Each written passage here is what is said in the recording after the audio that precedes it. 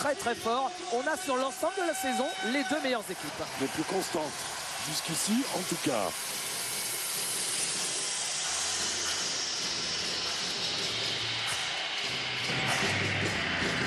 À l'Astrobal, 25e journée du championnat de France Pro A.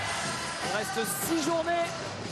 L'Asvel reçoit Orléans et normalement on devrait assister à un début de match un peu curieux avec les joueurs français qui ne vont pas jouer les 2 premiers ballons.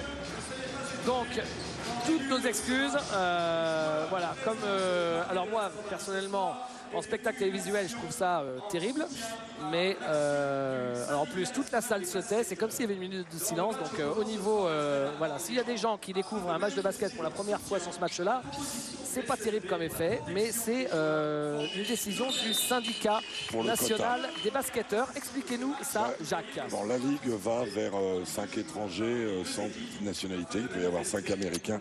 Le syndicat des basketteurs voudrait qu'il y ait parité entre les contrats des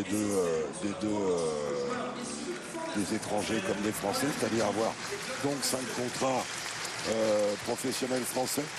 Alors, on ne peut être que d'accord sur la baisse du quota des étrangers.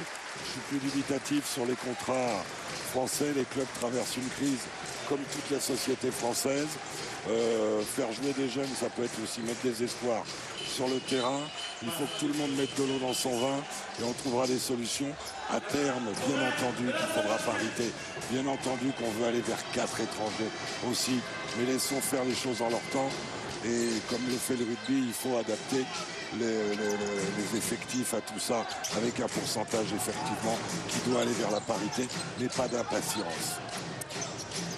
Voilà, j'aime bien ces paroles de sagesse empreintes de bon sens pour expliquer le contexte. Ils ont continué à faire grève là, Orléans en défense.